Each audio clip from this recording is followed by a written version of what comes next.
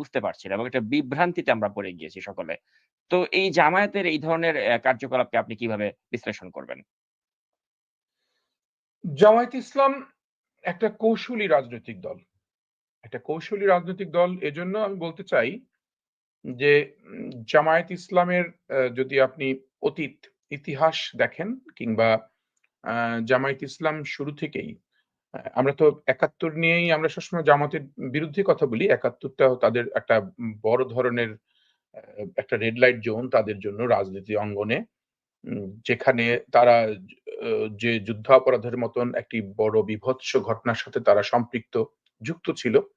আ তারা এবং অ তারা কেন যুক্ত ছিল তাহলে এটা বুঝতে সুবিধা হবে।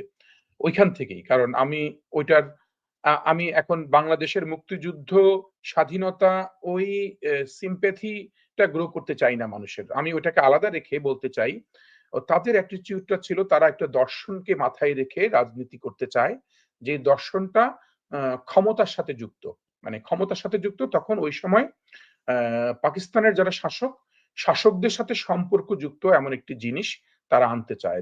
তারা পরবর্তীতে তারা সেটাকে বোঝাতে চায় যে না আমরা এই ভারতের আধিপত্য থেকে রক্ষা করার জন্যই মূলত আমাদের এই দর্শনটা তৈরি হয়েছে। এখন এটাকে ব্যালেন্স করতে গিয়ে যদি আপনি পরবর্তীতে তাদের অভ্যাসগুলো দেখেন, তারা আওয়ামী লীগের সাথে তাদের আঁতাত, আওয়ামী লীগের সাথে তাদের রাজনীতি করার ইতিহাস রয়েছে। তারপরে তারা ৪ দলীয় ঐক্যজোট বিএনপির সাথে রাজনীতি করার ইতিহাস রয়েছে। ৪ দলীয় জোট মানে জাতীয় পার্টিও রয়েছে। তার মানে বাংলাদেশের আর কোন রাজনৈতিক দলের সাথে তারা জোট হয় নাই, এমন কিন্তু নজির নাই। এবং আমরা এখনো যেটা শুনি যে বর্তমানে সরকারের সাথেও জামাতের সম্পর্ক অনেক ভালো। তার মানে জামাত শাসন ব্যবস্থার সাথে সম্পর্ক রেখে একটা কৌশলী রাজনৈতিক অবস্থান তৈরি করতে চায়। তার মানে এটা হচ্ছে তাদের ধরন। তাহলে এদের ধরন যদি এটা হয় তাহলে ওদেরকে তাহলে আমরা কেন এত সংগ্রামী বা কেন এত বিচক্ষণ কিংবা কেন জামাত ইসলাম যেটা চায় এটা তাদের একটা ব্র্যান্ডিং একটা পলিসি, মানে একটা মার্কেটিং পলিসি। এবং এই মার্কেটিং পলিসিতে আমি এই কথাগুলো আপনার এই শোতেই কয়েকবারই বলেছি যে তাদের সাথে রাজনীতি করতে গিয়ে আমি যেগুলো অতীতেও দেখেছি, যেমন ধরেন আপনি যদি জামাতের যে ৪ দলীয় জোটের সময় যেহেতু আমি কয়েকটি সভার সভাপতিত্ব করার সুযোগ পেয়েছি মাঠ পর্যায়ে, উপজেলা পর্যায়ে, তখন দেখেছি যে যেখানে হয়তো জামাতের পার্টিসিপেশন হয়তো মাত্র ৫০ জন কিংবা ১০০ জন কিংবা অন্যান্য দলের পার্টিসিপেশন সেখানে ৫,০০০ জন। কিন্তু জামাতের এই ১০০ জন তারা অনেক শব্দ করে তারা এখানে এসেছে। শব্দটা তারা লাইন ধরে এসেছে। একজনের পিছনে একজন এমনভাবে এসেছে যে ১০০ জনই শেষ হচ্ছে না, প্রায় ঘন্টাখানেক ধরেই তারা ঢুকছে। এবং প্রত্যেকের হাতে প্লে কার্ড এবং প্রত্যেকেই সুসজ্জিত এবং নিয়ম শৃঙ্খল ভাবে করছে। তার মানে তার মানে আপনি যদি একটা একটা একটা সমাবেশের কথাই যদি আমি একটা দেই, তাহলে সমাবেশের ইফেক্টটা কি? তারা এসেছে ১০০ জন, অন্যান্য দল এসেছে ৫০০ জন, ৫,০০০ জন। তারা ১০০ জন কি তারা তাদের উপস্থিতিটা বোঝাতে সক্ষম হয়েছে। এখন এটা গেল একটা। ঠিক তদ্রুপ তারা ধরেন ফজরের নামাজ থেকে শুরু করে শেষ পর্যন্ত তাদের যে পলিটিক্যাল স্ট্র্যাটেজি, সেখানে তাদের সাথে কিন্তু সম্পৃক্ত হওয়ার প্রবণতা খুব কম, তারা যতটা প্রচার করে। আমরা অনেক সময় অনেক প্রচার করি না? আপনি আপনার টিভিতে আজকে জামাত নিয়ে তো কথা বলছি। তার মানে জামাত সম্পর্কে আমার পক্ষে বিপক্ষে কথা বলতেই হচ্ছে। জামাত তো প্রচারিত হচ্ছে। যে এই কারণেই প্রচারিত হচ্ছে জামাত। অতএব এই প্রচারণার জায়গায় জামাত যেটা করে, জামাত এবারও তাই করবে। এটাও আমি আপনার সাথে বলে যাই। সেটি হচ্ছে জামাত কখনো তাদের ভোটার সংখ্যা কত সেটা বুঝতে দেওয়ার সুযোগ দেয় না। ধরেন জামাতকে যদি আপনি এবারও ছেড়ে দেন যে আপনি এককভাবে নির্বাচন করেন তো ভাই দেখি। একক নির্বাচন করার চেষ্টা করেন এবং আমরা এবার একটু দেখতে চাই আপনার জামাতের ভোটটা আসলে কত। তখনই দেখবেন তাদের বিপত্তিটা শুরু হবে। তারা কোনো না কোনোভাবে কোনো না কোনো জোটভুক্ত হওয়ার চেষ্টা করে। কেন জোটভুক্ত হলে আপনি আর তখন তাদেরকে যদি ৫-৭ টা ১০ টা সিটও দিয়ে দেন, কিন্তু তারা তখন বলবে আমি দিয়েছি, ছাড় দিয়েছি। কিন্তু আমাদের ভোটের সংখ্যা সারা বাংলাদেশে, তারা তাদের মতো করে একটা ন্যারেটিভ দিবে। এই ন্যারেটিভ গুলা যেটি হচ্ছে রিয়ালিস্টিক পয়েন্ট অফ ভিউ তে এতটা গবেষণা করার লোক আমাদের অন্যান্য রাজনৈতিক দলে তৈরি হয়নি। কারণ তাদের সময় নাই। বরঞ্চ জামাত অন্যান্য রাজনৈতিক দলের ইন্টারনাল ইস্যু নিয়ে তারা কিন্তু গবেষণা বা সময় দেওয়ার সুযোগ পায়। কারণ তারা দেয়ও। এখন জামাত নিয়ে আমরা সবসময় যেটা ভয় পাই তাদের কৌশলী যে ভাবনাটা, এই কৌশলী ভাবনাটা আমাদের অনেককেই আমরা যারা সাদামাটা সহজ সরল রাজনীতি করতে চাই, খুব একটা বুঝে না বুঝে করতে চাই, তারা কিন্তু পেরে উঠি না মাঠে। মাঠে ঘাটে সব পর্যায়ে। কারণ আমরা রাজনীতিটা করতে চায় একটা সরলীকরণের মাধ্যমে, বাট তারা রাজনীতিটা করে অনেক বেশি মাত্রায়, এটাকে একটা জটিল আকার ধারণ করে তারা নিজেদের মধ্যে করে।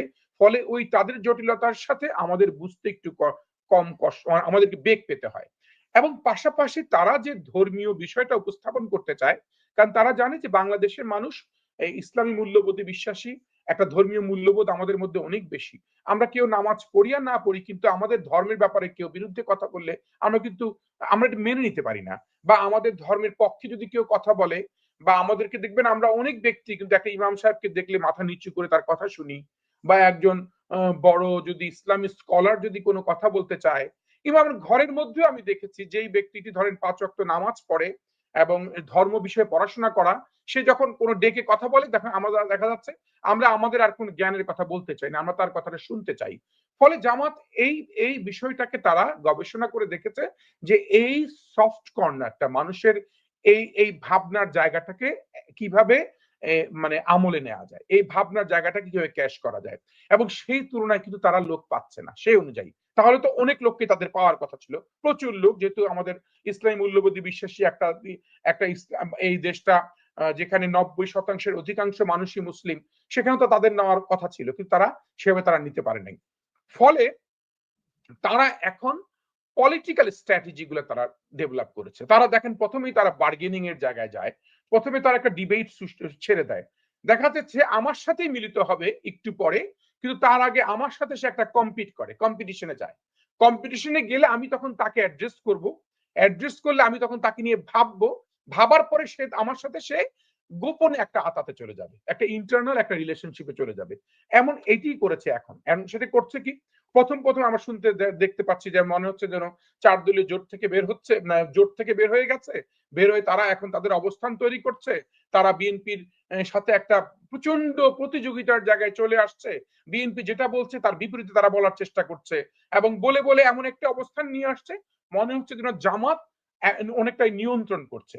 এবং বিভিন্ন জায়গায় আপনি দেখবেন প্রশাসন বিভিন্ন জায়গায় তারা এটাকে ইচ্ছা করে তারা করে যে কিছু লোকজন তারা ডিপ্লয়েড করতে পারলে তারা ভাবে আমরা বিজয়ী হয়েছি, আমরা আমাদের ক্ষমতাটা দেখাতে পেরেছি, এবং দেখাতে পেরে এটা কিন্তু তারা খুব ইনডাইরেক্টলি প্রচার করার চেষ্টা করে যে এখানে আমাদের লোকগুলো বসা আছে।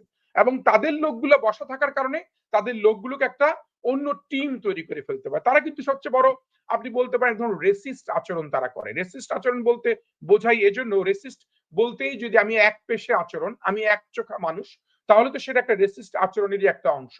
অতএব এই অংশটা তারা সবসময় পালন করে।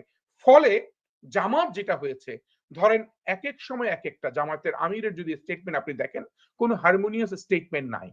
কারণ অতি কৌশলী কাজ করতে গিয়ে যেটা হয়েছে, উনি কোনো হারমোনিয়াস স্টেটমেন্ট দিচ্ছে না। উনি আগে বলেছেন, ধরেন ইউকে যাওয়ার আগে এক ধরনের স্টেটমেন্ট দিয়েছে, ইউকে থেকে এসে বিএনপির সাথে কথা বলার সুযোগ পেয়ে ওনারা আরেক ধরনের স্টেটমেন্ট দিচ্ছেন।